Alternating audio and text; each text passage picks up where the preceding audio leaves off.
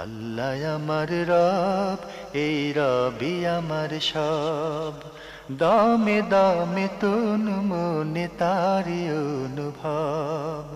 তোমার দুনিয়াতে আমি যেদিকে তাকাই, অথই নিয়ামতে ডুবে আছি সবাই। পাক পাখালির গানে শুনি তসবি কলো রব, তসবি কলো রব। আল্লাহ আমার রব, এই রবি আমার সব। আসসালামু আলাইকুম। প্রিয় দর্শক, আপনারা কেমন আছেন? সবাই ভালো থাকুন, সেটাই আমাদের একান্ত কামনা। শুরু হলো অ্যান্টিবাই আয়োজিত এবং লাভ হলো নিবেদিত অনুষ্ঠান আপনার জিজ্ঞাসা। আপনাদের সাথে আছি আমি জয়নুল আবেদিন আজাদ।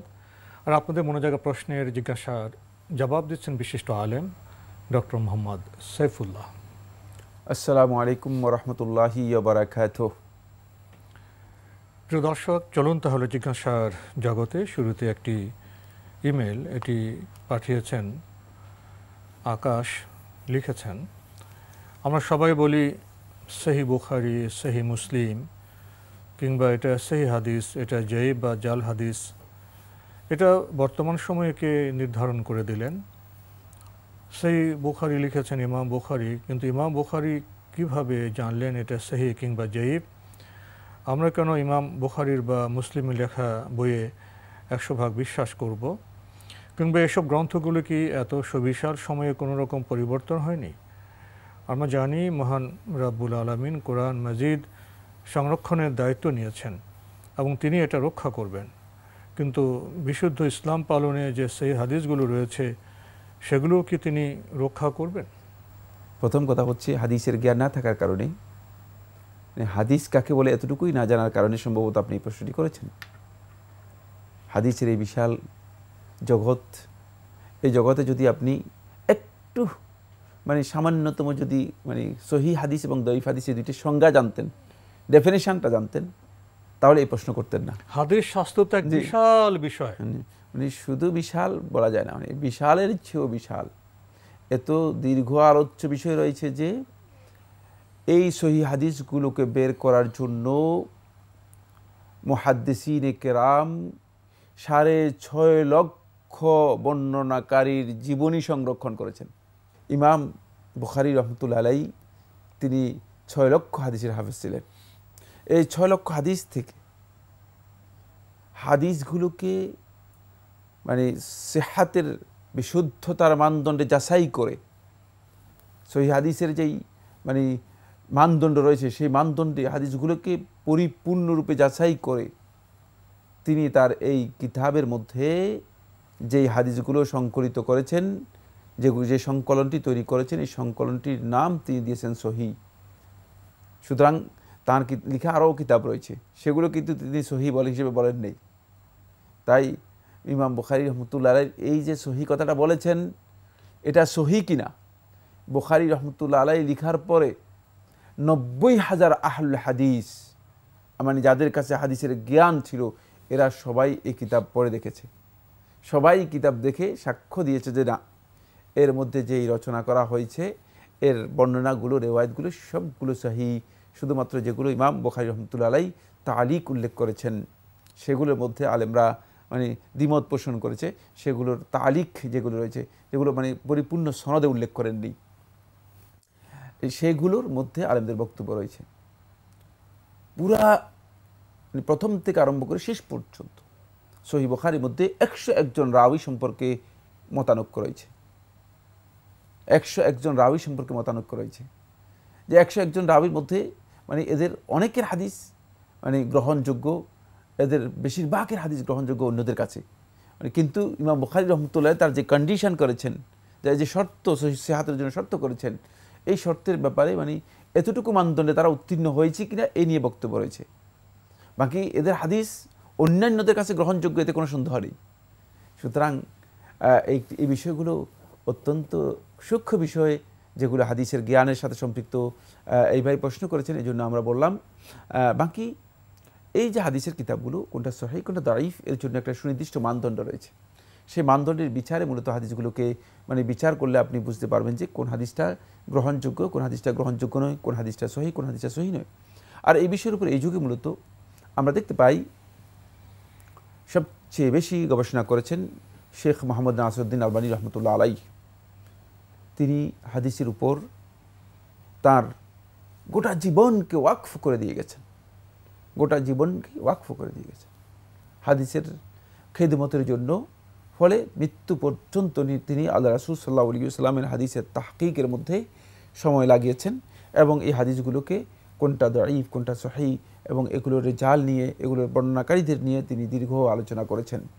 ফলে এই যুগের উলামায়ে কেরামগণ তার এই তাসহিহ এবং তাদঈফকে, তিনি যে হাদিসকে সহিহ বলেছেন অথবা হাদিসের ব্যাপারে দুর্বল হাদিসগুলোকে তিনি মানে বর্ণনা করেছেন, উল্লেখ করেছেন, সেই বিষয়গুলোকে আলেমগণ গ্রহণ করেছেন, আলেমগণ তার বক্তব্যকে গ্রহণ করেছেন।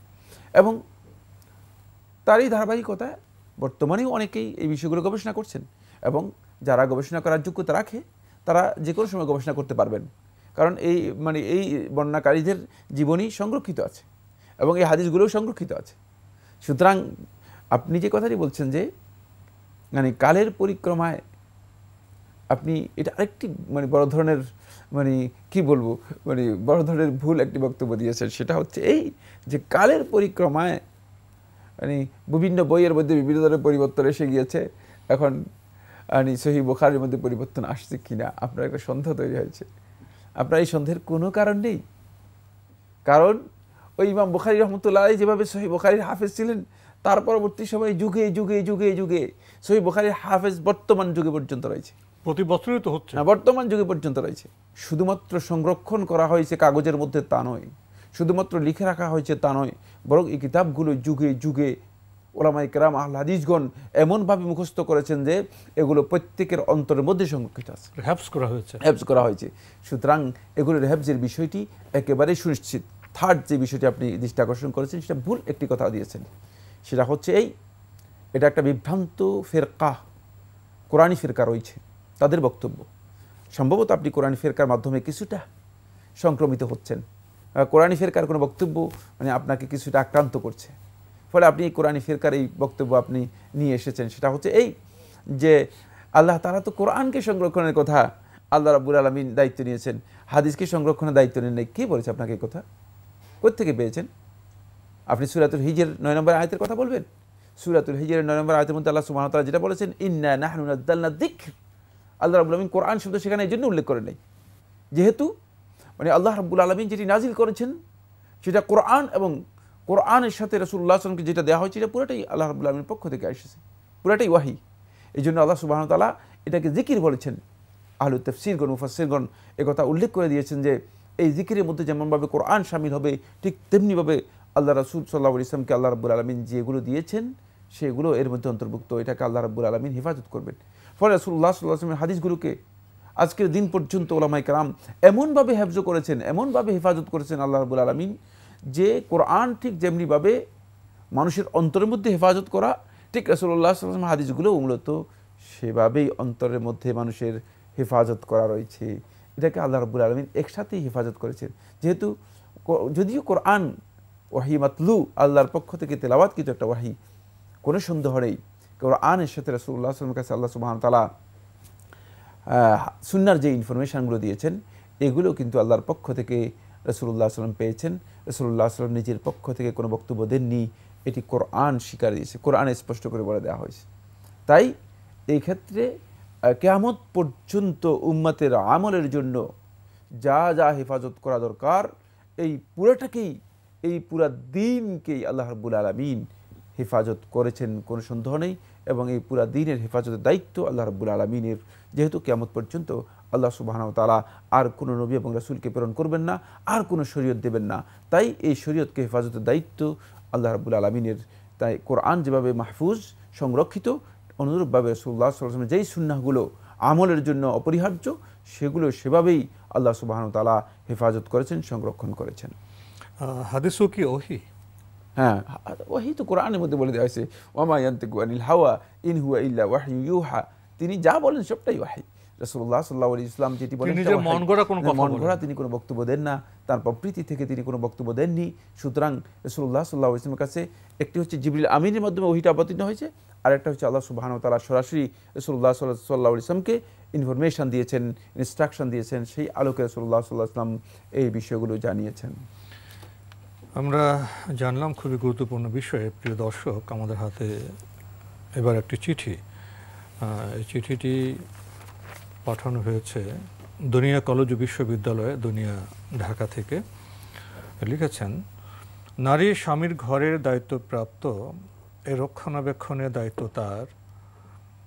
কি করা উচিত এই দায়িত্ব পরিপূর্ণভাবে পালনে? কোন কোন বিষয়ে সতর্ক হওয়া দরকার? স্বামীর সংসারে নারীর অধীনস্থ হিসেবে কারা আছেন সেটি বোঝার মূল নীতি কি বলে দিলে নারীদের জন্য সহজ হতো। ধন্যবাদ। গুরুত্বপূর্ণ প্রশ্ন করেছেন যে স্ত্রীকে স্বামীর ঘরের দায়িত্বপ্রাপ্তা হিসেবে রাসূলুল্লাহ সাল্লাল্লাহু আলাইহি ওয়াসাল্লাম হাদিসের মধ্যে বলেছেন, ঠিকই বলেছেন। এই মর্মে আল্লাহ নবী সাল্লাল্লাহু আলাইহি ওয়াসাল্লাম যে হাদিসটি রয়েছে, ওয়াল মারআতু মাসউলাতুন আন বাইতি যাওজিহা, যে নারী তার স্বামীর ঘরের ব্যাপারে জবাবদিহি করবে এবং এই ঘরের দায়িত্বশীল বা দায়িত্বপ্রাপ্তা।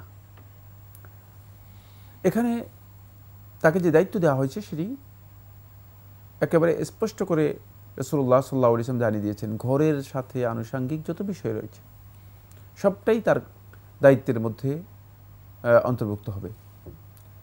ঘরের সকল কিছু হেফাজত করা, ঘরের শান্তি শৃঙ্খলা বিধান করা।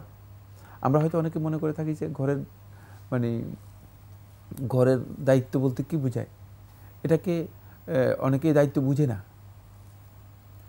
ফলে তিনি ঘরের দায়িত্ব না বোঝার কারণে তিনি বাহিরের দায়িত্বের জন্য খুব বেশি আগ্রহী। ঘরে যে অনেক দায়িত্ব তার রয়ে গিয়েছে সেটি তিনি জানেন না। তিনি মনে করেন যে ঘরের দায়িত্বকে নষ্ট করে বাহিরের দায়িত্বটাকে গুরুত্ব দেন না। ঘরের দায়িত্ব অনেক বেশি। ঘরের প্রথম দায়িত্ব হচ্ছে ঘরের সমস্ত কিছুকে আপনি সংরক্ষণ করবেন। এই সংরক্ষণের মধ্যে সবচেয়ে বড় যে সংরক্ষণটুকু হচ্ছে সেটি হচ্ছে তিনি অপছন্দ করেন অথবা তার ইচ্ছার বাইরে তার ঘরে এমন কোনো ব্যক্তিকে অথবা এমন কোনো কাউকে প্রবেশ করতে দেবেন না। অধিকারের বাইরে অধিকারের মধ্যে হস্তক্ষেপ করতে দেবেন না, জায়েজ নেই। 2 নম্বর যেটি, সেটা হলো এই ঘরের সকল প্রকার শৃঙ্খলা এবং ঘরের সকল প্রকার শান্তি রক্ষা করা। আমরা দেখি ঘরের শান্তি এবং শৃঙ্খলা রক্ষা করার জন্য আপনাকে দায়িত্ব দেওয়া রয়েছে, কিন্তু ঘরের মধ্যে যত অশান্তি আছে সবগুলো অশান্তির কারণ যদি আপনি হয়ে যান তাহলে তো আর এই ঘরের আপনি দায়িত্ব পালন করলেন না। আল্লাহ আমার রব, এই রবি আমার সব। আল্লাহ আমার রব, এই রবি আমার সব। ঘরের শান্তি শৃঙ্খলা রক্ষার দায়িত্ব নারীর উপর। জি, ঘরের শান্তি এবং শৃঙ্খলা রক্ষা করার দায়িত্ব কিন্তু নারীর উপর। সেক্ষেত্রে নারীকে খেয়াল রাখতে হবে যে এখানে কোনো ধরনের বিশৃঙ্খলা কোনো কারণে হচ্ছে কিনা, কোনো কারণে অশান্তি তৈরি হচ্ছে কিনা। তাহলে তিনি সর্বোচ্চ এখানে শান্তি বিধান করার জন্য চেষ্টা করবেন, যাতে করে একজন পুরুষ অথবা একজন দায়িত্বশীল যখন বাহির থেকে আসবেন তিনি বুঝতে পারেন যে না, এই ঘরের মধ্যে শান্তি আছে। এই ধরনের একটা পরিবেশ সেখানে থাকতে হবে। ঘরটাকে শান্তিপূর্ণ পরিবেশের মধ্যে বজায় ঠিক রাখার জন্য এই দায়িত্ব আপনাকে অবশ্যই পালন করতে হবে। থার্ড যে বিষয়টি সেটি হচ্ছে এটাকে সমস্ত ওলামায়ে কেরাম সকল যুগের এবং ইলমুত তারবিয়ার এডুকেশন নিয়ে যারা গবেষণা করেছে তারা সবাই একথা বলেছে, এটা হচ্ছে মাদ্রাসাতুন লিল বানিনি ওয়াল বানাত। ছেলে মেয়েদের জন্য, সন্তান সন্ততিদের জন্য এটা প্রথম মাদ্রাসা। এখানে আপনি তাদেরকে প্রথম শিক্ষা প্রতিষ্ঠান, প্রথম শিক্ষা প্রতিষ্ঠান, এখানে তাদেরকে প্রথম তারবিয়ত দিবেন। এটাকে যদি আপনি নষ্ট করে দেন, এই তারবিয়ত যদি আপনি কোনো কারণে দিতে না পারেন, ব্যর্থ হন, তাহলে কিন্তু এই সন্তানগুলো বেড়ে উঠবে, বড় হবে, সাইজই বড় হবে, দেহে বড় হবে, ইমানে আমলে, কিন্তু ইমান আমল আখলাক এবং চরিত্রে কোনো দিক থেকে তারা মানুষের কাছে সম্মানিত হতে পারবে না, বড় হতে পারবে না। এর মন্দ প্রভাব তো সমাজে পড়বে, এবং সমাজে পড়বে এবং তার ওই ব্যক্তিদের উপরেই পড়বে, ওই ফ্যামিলির উপরেই পড়বে, ওই ফ্যামিলির উপরেই পড়বে। এই জন্য এটাকে সকল যুগে ইলমুত তারবিয়ার সাথে সম্পৃক্ত যত ওলামায়ে কেরাম রয়েছেন সবাই এই কথা বলেছেন স্পষ্ট করে। এটা মাদ্রাসাতুল লিল বানিনি ওয়াল বানাত, খুবই মৌলিক দায়িত্ব। এটা মৌলিক দায়িত্ব। এখানে এই দায়িত্বকে উপেক্ষা করার কোনো সুযোগ নেই। আপনি অন্য স্কুলের টিচার হচ্ছেন, অথচ আপনার স্কুল, আপনার যে মূল স্কুল সেটাকে আপনি কি করে দিয়েছেন, সেখানে বিরান করে দিয়েছেন, পরিবার শিক্ষা দীক্ষার কোনো পরিবেশ নেই। অন্যদেরকে আপনি মানে সেখানে গিয়ে শিক্ষা দেওয়ার জন্য, আদব শিষ্টাচার শিক্ষা দেওয়ার জন্য আপনি চেষ্টা করতেছেন। এই কাজটা মানে আপনার জন্য কোনোভাবেই মানায় না। সন্তানদের কাজের মেয়ের উপর রেখে দিয়ে সেখানে সন্তানদেরকে কাজের মেয়েদের কাছে রেখে দিচ্ছে, কাজের মেয়েরা তাদেরকে গালিগালাজ শিখাচ্ছে, মানে তাদেরকে শিখাচ্ছে কি যেটা শিখাচ্ছে সেগুলো শিখাচ্ছে একেবারে সঠিকভাবে বেড়ে উঠতে পারছে না। ফলে মানে ওই সন্তান মানে আপনি জানেন না আপনার অগোচরেই এমন কিছু শিখে যাচ্ছে যেগুলো আসলে শেখার কথা ছিল না। এটা কিন্তু আমাদের খেয়াল রাখতে হবে। ফোর্থ যে বিষয়টি আমি বলবো, চতুর্থ, সেটা হচ্ছে যে সন্তান সত্যিকার অর্থে সন্তান সন্ততি এবং মানে ঘরের এই মানে যত মানে আচার আচরণ আছে সবটাই স্ত্রীর কাছে, এটা নারীর কাছে এটি বড় ধরনের একটা আমানত। এটা কোনোভাবেই আমানত এর খেয়ানত হতে পারবে না। এখন আপনি এই আমানতের খেয়ানত যদি হয়ে থাকে তাহলে এর জন্য দায়িত্ব আপনাকে কেয়ামতের দিন পর্যন্ত আপনাকে জবাবদিহি করতে হবে।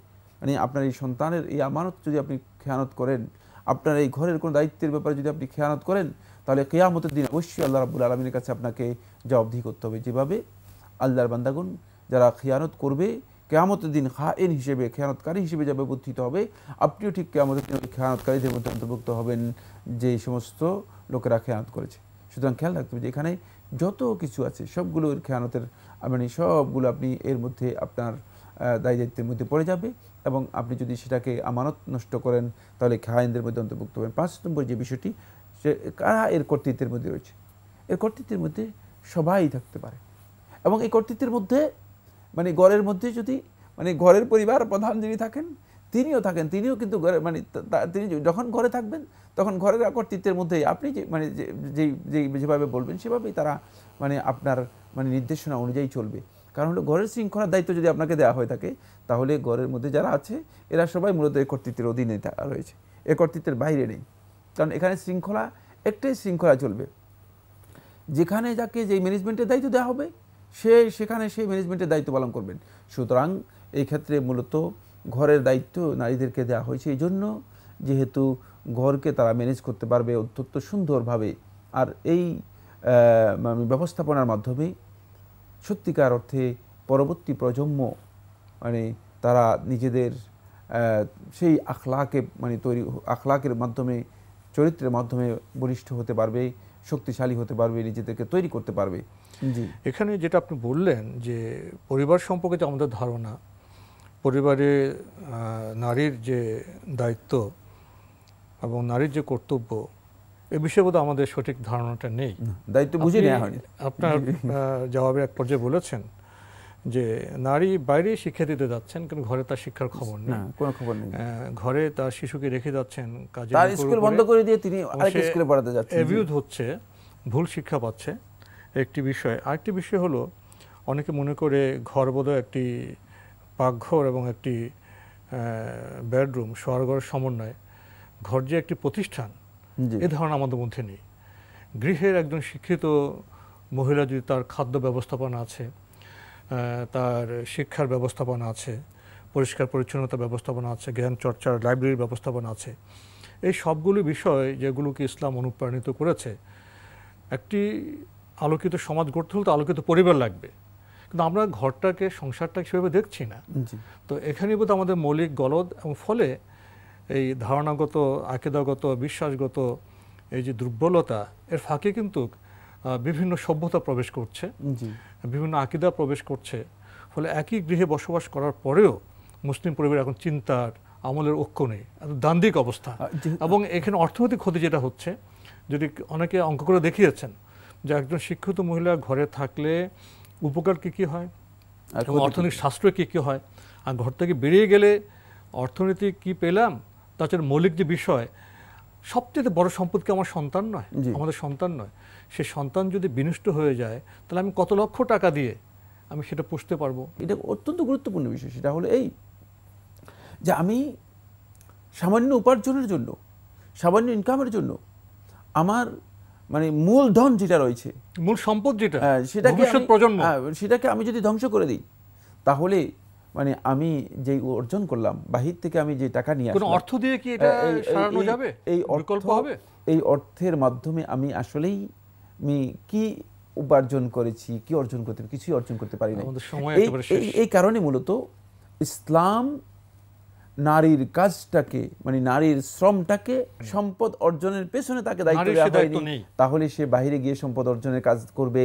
যদি সম্পদ অর্জনের কাজ করে তিনি সন্তানের মা হতে পারবে না, এবং আগামী প্রজন্মের মা হিসেবে মানুষের সামনে নিজের মর্যাদা সমুন্নত করতে পারবে না। এখানে আরেকটি বিষয় এসে যায়, যদি গৃহে কোনো সুন্দর ব্যবস্থাপনা থাকে, বিশেষ ক্ষেত্রে যদি তার পরিবার তাকে অ্যালাউ করে, সেই সুযোগ থাকে, তাহলে হয়তো নারী তার শিক্ষাকে বাইরের কাজও লাগাতে পারেন। সেটা অবশ্য অন্য মাসলা, আজকে আমাদের সেই সময়ও নেই, এখানে আমাদের আজকে শেষ করতে হচ্ছে। আপনাকে অনেক ধন্যবাদ। আপনাকে অনেক ধন্যবাদ। প্রিয় দর্শক, আমরা এতক্ষণ দেখছিলাম এনটিভি আয়োজিত এবং লাভ হলো নিবেদিত অনুষ্ঠান আপনার জিজ্ঞাসা। আমাদের অনুষ্ঠান আপনারা এনটিভি অনলাইনেও দেখতে পারবেন, ভিজিট করুন www.ntvbd.com। এছাড়া ইউটিউব এবং আমাদের ভেরিফাইড ফেসবুক পেজে অনুষ্ঠান দেখতে পারবেন। প্রিয় দর্শক, আপনারা লক্ষ্য করেছেন একটা ছোট্ট প্রশ্ন, যে স্বামীর ঘরে নারীর কি দায়িত্ব। আমরা সংক্ষিপ্ত সময়ে কিছু বলার চেষ্টা করলাম। বিষয়টি অনেক বড়, অনেক গুরুত্বপূর্ণ, অনেক মৌলিক। আসুন না আমরা সবাই মিলে জানার চেষ্টা করি। চিঠি লিখুন, প্রশ্ন পাঠান আমাদের ঠিকানায়। পরিচালক আপনার জিজ্ঞাসা, এনটিভি, বিএসসি ভবন, 7ম তলা, 102 কাজী নজরুল ইসলাম এভিনিউ, কারওয়ান বাজার, ঢাকা 1215। আপনারা ইমেলও করতে পারেন। আমাদের ইমেল অ্যাড্রেস আপনার জিজ্ঞাসা @ntvbd.com। প্রিয় দর্শক, মহান আল্লাহ আমাদের সবাইকে নিরাপদে রাখুন, রাখুন শান্তিতে। আসসালামু আলাইকুম। আল্লাহ আমার রব, এই রবি আমার সব, দামে দামে তুন মনে তারি অনুভব। আল্লাহ আমার রব, এই রবি আমার সব।